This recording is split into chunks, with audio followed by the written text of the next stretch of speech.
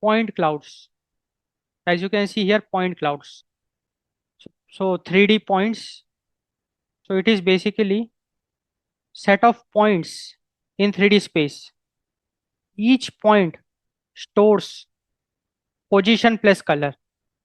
So we have set of points in 3D space.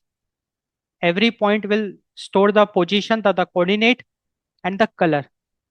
So a collection of unconnected dots in 3D space. So each dot has a position coordinate, that is the XYZ, and color coordinate, that is RGB.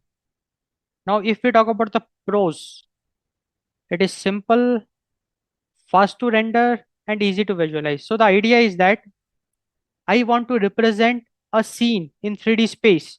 I can make use of point clouds. I can represent a scene in the form of point clouds. So if I make use of point clouds, it is very simple, fast to render, and easy to visualize. But what are the limitations of this approach? No surface connectivity. So in point cloud, the points are disconnected.